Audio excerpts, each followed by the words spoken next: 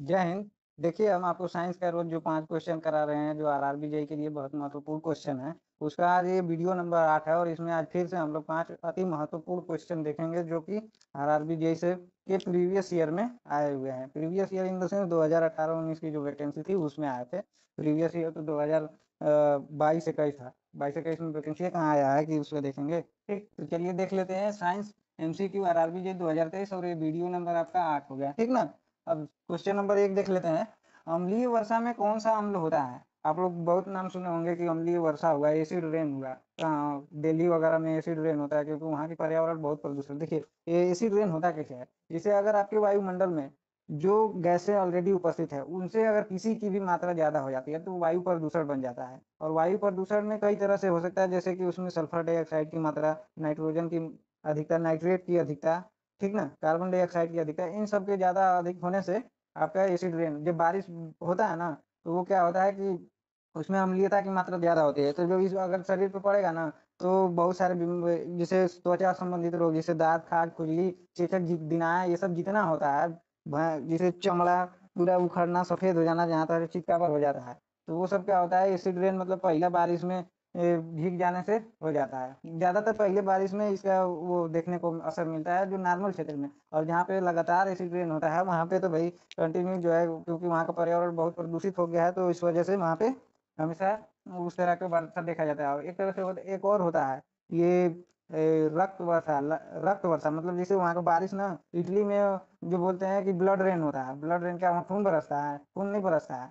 Actually उसमें जो उस वायुमंडल है, उसमें जब बारिश की पानी आती है ना, तो वो जैसे कई तरह के गैसों का मिश्रण, जैसे बहुत सारा चीज मिक्स कर देंगे ना, तो लाल रंग का हल्का हल्का रूप लेता है, मटमैला कलर जिसको आप लोग बोल देते हैं, ठीक ना। तो उस तरह के मिक्सचर होने से वो क्या है कि ब्लड की तरह लाल दिखता है, इसलिए उसको बोलते हैं कि ब्लड रेन हुआ है, मतलब कि खून वाली बारिश होती है इटली में। ऐसा खून वाली एक्चुअली होती नहीं है, वो लाल होने की वजह से खूनी वर्षा उसको बोला जाता है।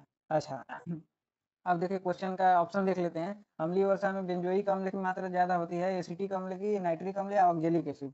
अब इन सब के बारे में पहले हम बता देते हैं आपको। देखिए, बेंजोइक एसिड जो होता है, इसका तो हम यहाँ पे बना दे रहे हैं स्ट्रक्चर। देखिए, केमिस्ट्री में ये नाम तो आपको 9-10 से ही मिलना चालू हो जाता है, लेकिन जो एक्चुअल उसका फॉर्मूला होता है, वो आपको 11th-12th में जाने के बाद ही देखने को मिलेगा। बेंजोइक एसिड जो होता है, इसका फॉर्म ये होता है, स्ट्रक्चर ये होता है बेंजीन, ठीक ना। ये ऐसे बना देंगे तो इसको आइसो में, इसको जो है आइसोमेरिज्म स्ट्रक्चर बोलते हैं, मतलब समावयवी संरचना। और ऐसे बना देते हैं तो ये इसका नॉर्मल स्ट्रक्चर हो गया, ये बेंजीन हो गया। अब इसके कपड़ा पर ना, कपड़ा मतलब कि सर पे सी डबल ओ एच जोड़ देते हैं ना, तो इसको बेंजोइक एसिड बोल देते हैं, बेंजोइक अम्ल। और अगर ये दो ठो हटा के वो एच जोड़ देंगे तो फिनाल बोलते हैं, फिनाल, ठीक ना। तो बेंजोइक एसिड से हम लोग को मतलब है, ये बेंजोइक एसिड हो जाता है। इसका काम जो होता है ना, खाने के संरक्षण में होता है। खाना को संरक्षित रखने में, खाना मतलब ये जैसे फल फूल हो गया, चावल दाल रोटी सब्जी, इन सबको सुरक्षित रखने में क्या करते हैं, बेंजोइक एसिड का यूज करते हैं। अब देख लीजिए, अगला है एसिटिक अम्ल। एसिटिक अम्ल का जो फार्मूला होता है CH3COOH होता है, ये सिरका में पाया जाता है। सिरका एक देखते होंगे, जैसे जब वो जैसे उसको शराब बनाने में भी यूज किया जाता है, ठीक ना। और जैसे ईख जब पेरा जाता है ना, तो देखते होंगे उसको स्टोर किया जाता है घड़ा में या कोनो बर्तन में। ऊपर में देखेंगे ना, था लेकिन बहुत करिया तरीके का, एकदम जैसे खरी समझते हैं ना, खाली को फुलाएंगे तो ऊपर का वैसा ही दिखने लगता है, ठीक। तो उसको बोलते हैं एसिटिक एसिड, उसमें से जो गंध निकलती है। नाइट्रिक एसिड, इसको HNO3 कहते हैं, HNO3। बेसिकली यही होता है जो कि अम्लीय वर्षा में ज्यादा मात्रा में पाया जाता है। एक होता है ऑक्जेलिक एसिड, ये जो होगा ना, टमाटर के बीज में आपको देखने को मिल जाएगा, टमाटर के बीज में। और इसी से क्या होता है, पथरी हो जाता है, ब्लैडर की पथरी हो जाता है टमाटर के बीज में, ठीक ना। तो टमाटर के बीज की वजह से। अब देखिए समझ गए इतना क्वेश्चन। अब देखते हैं अगला क्वेश्चन। हाइड्रोजन आयन की उच्चतम मात्रा देगा, इनमें से कौन सा? इसका तो आंसर समझ गया ना, HNO3 की अधिकता से अम्लीय वसा होती है। अब अगला क्वेश्चन है, हाइड्रोजन आयन की उच्चतम मात्रा देगा, इनमें से कौन आपको हाइड्रोजन आयन की उच्चतम मात्रा देगा? NaOH, MgOH, नींबू का रस, या फिर गैस्ट्रिक रस। देखिए, NaOH तो होता है क्षार, ठीक, ये आपका क्षार हो जाता है। तो ये क्या हाइड्रोजन आयन की मात्रा देगा? अरे, अम्ल और क्षार लवण ये सब जानते होंगे ना, तो इतना बहुत आसान चीज है, इसको तो कोई भी जानता होगा यार। ये OH आयन देता है, तो ये तो बिल्कुल ही कट गया, ठीक। अब देखिए, इसको मिल्क ऑफ मैग्नीशिया बोलते हैं। अगला जो ऑप्शन है, इसको मिल्क ऑफ मैग्नीशिया बोलते हैं, मिल्क ऑफ मैग्नीशिया। मैग्नीशिया मतलब मैग्नीशियम हो गया, ठीक ना। चूना के पानी से रिएक्शन कराते हैं ना, तो ये वो एच इसमें आके जुड़ जाता है। और ये तो पाया जाता है कि इसमें इनो में जब जलन होता है, एसिडिटी, अंग्रेजी वाला क्या बोलता है, एसिडिटी हो गई यार। अब हम लोग बोलते हैं धुआं ही ढका आ रहा है, ठीक ना, तो इनो पीते हैं। तो उन लोग इनो पीता है, हम लोग क्या पीते हैं, माटी खा लेते हैं। हल्का सा कहा जाता है कि मिट्टी खाओगे ना तो वो खत्म हो जाएगा, तो हम लोग थोड़ा सा क्या करते हैं, मिट्टी उठा के खा लेते हैं और खाते हैं, इसलिए बता रहे हैं, ठीक ना। तो ये मिल्क ऑफ मैग्नीशिया हो गया। अब होता है तीसरा ऑप्शन है नींबू का रस। नींबू का रस या गैस्ट्रिक रस। नींबू का रस देखिए, इसमें सिट्रिक एसिड पाया जाता है, इसे साइट्रिक एसिड बोलते हैं। नींबू का रस, तो गैस्ट्रिक रस। गैस्ट्रिक रस आप लोग जानते होंगे, भोजन के पचाने में गैस्ट्रिक ग्लैंड जो कि होता है आपके कहाँ, अमाशय में। अमाशय में ये होता है, अमाशय में होता है गैस्ट्रिक ग्लैंड। उससे निकलता है रस जो भोजन को पचाने का काम करता है, ठीक ना। तो ये तो ऑप्शन होगा नहीं, तो ये हो जाएगा आपका क्या है, इसका पीएच मान जो होता है सबसे ज्यादा होता है, इसका भी, ये भी एसिड होता है, ठीक ना। लेकिन इसका पीएच मान सबसे ज्यादा होता है, लगभग 1.8 होता है, 1.8 टू 2 आता है, ठीक ना। ये नींबू का रस में हो गया। ठीक, अगला क्वेश्चन देख लेते हैं। विकास का सिद्धांत दिया था।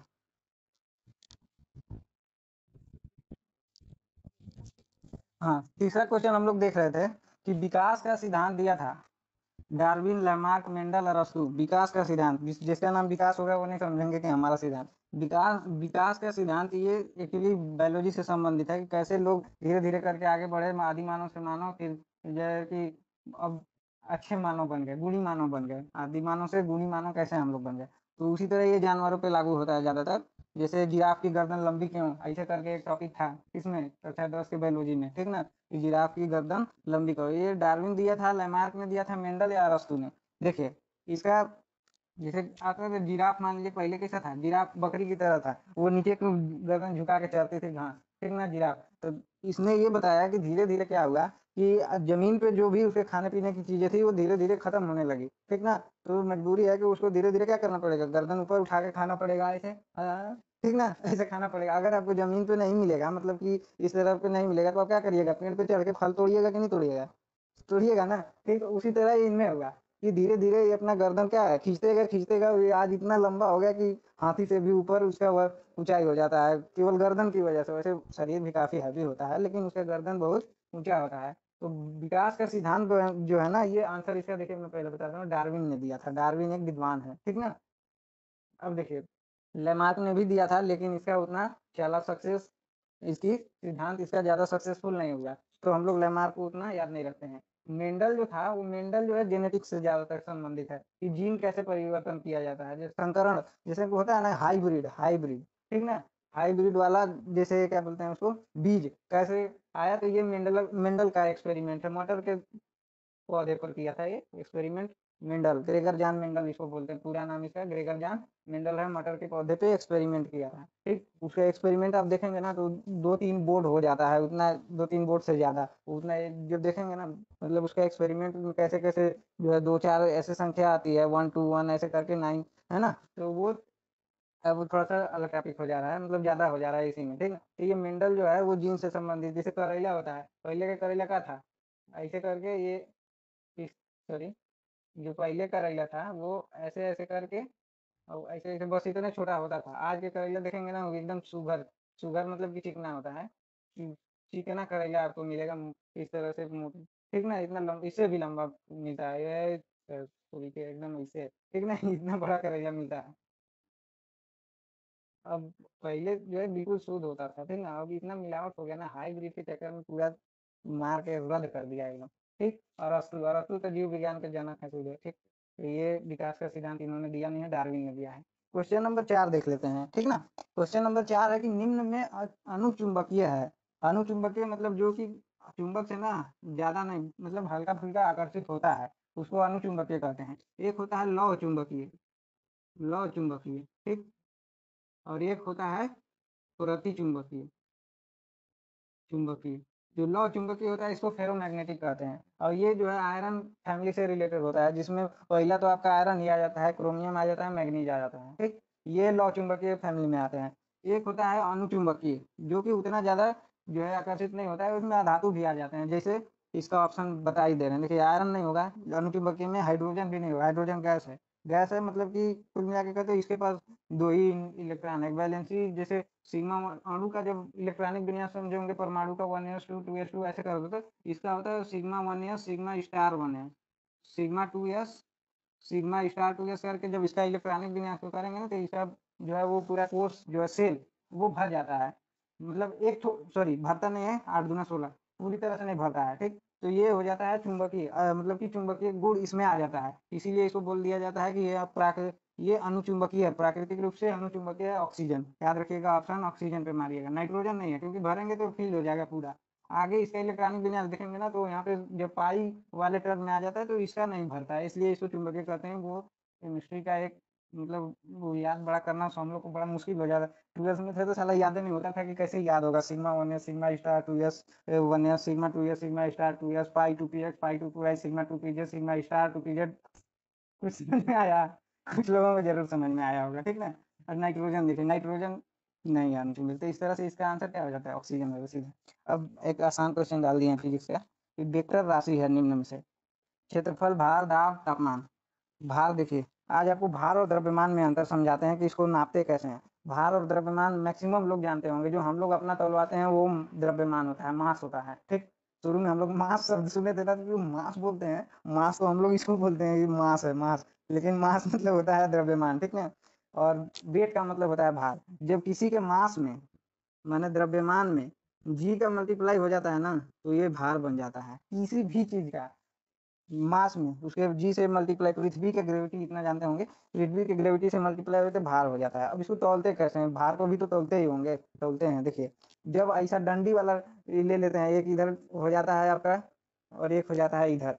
जब ऐसा वाला तूला ले लेते हैं, तूला बैलेंस अंग्रेजी में बोलते हैं, तरजुई बोलिए ना यार, तरजुई ले लेते हैं, तो उससे मास को हम लोग तौलते हैं, किसको, मास को। कारण ये है कि ये जैसे हो गया, इसमें दोनों पे ग्रेविटी समान का अंतर है, बीच से हम लोग उठा लेते हैं ऐसे, ठीक। और ये ऐसे करके तौल लेते हैं, क्योंकि दोनों पे ग्रेविटी समान हो गया, दोनों तरजुई के जो उसको क्या जिस पे रखते हैं, ठीक ना, पलड़ा बोलते हैं, दोनों पे पलड़ा जी का मान समान हो गया, इसलिए क्या हो गया, जी से जी कैंसिल हो गया, तो वहां पे हम लोग मास पा जाते हैं, मतलब द्रव्यमान पा जाते हैं। ये वाला तरजुई पे, ठीक।